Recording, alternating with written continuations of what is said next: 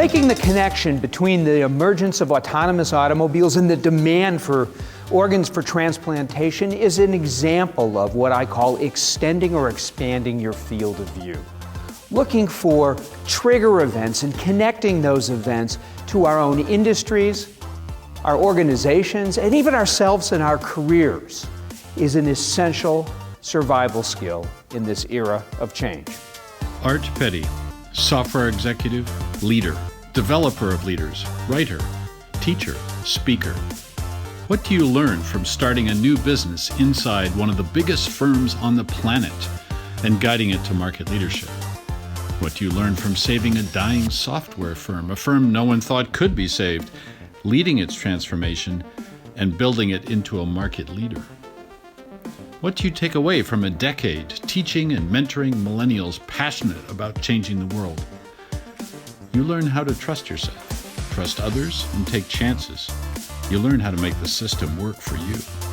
You learn how to lead and draw greatness from those around you. You learn how to handle failure with humility. You learn how to fuel success born of dreams. Ultimately, you learn how to level up. You're absolutely right. The emergence of self-driving cars represents a profound shift in the automobile ecosystem. But the more provocative question I have for you is, why will the emergence of self-driving cars lead to a demand for artificial hearts?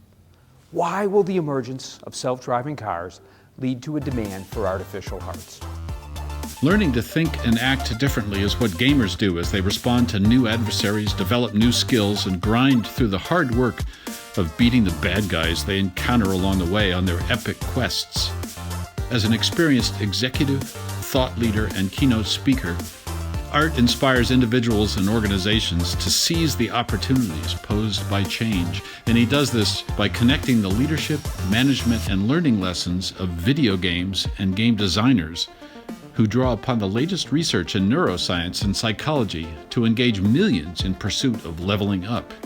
He does this by sharing his experiences based on gaming and gaming-inspired frameworks for success.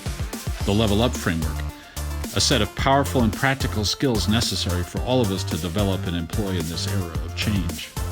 Consider Steve, who learned how to manage his firm's cheat codes, the power and politics of his firm, to help the entire organization level up. What Steve did was absolutely brilliant. He recognized quickly in his environment that the cheat codes involved finding ways to get things done in a hurry, and who doesn't love to do that? It's always a great formula for success. There was so much going on in that environment of hypergrowth that Steve jumped in. He found the problems and challenges that exist in the gray areas between functions. He built coalitions of teams to tackle those problems. And this last step, this is the brilliant part. When they were done and when it succeeded, he took the spotlight, he stepped back, and he made certain, absolutely certain, that the spotlight was on every one of his team members and not him. Can you imagine how excited, motivated, and dedicated these people were to Steve and future initiatives? Brilliant. Art inspires individuals and organizations to learn, lead, experiment, innovate, and succeed in new ways by connecting his own hard-won level-up experiences to the challenges we all face. We have to find a way to channel or transform this issue of sudden and unexpected change from one of fear to one of challenge. He suggests approaches to strengthen the ability to see opportunities and risks ahead of the competitors and bring them to life, and he offers individuals a roadmap for strengthening their abilities as professionals. He offers the audience some compelling takeaways on how to learn, navigate, and lead in an era of change.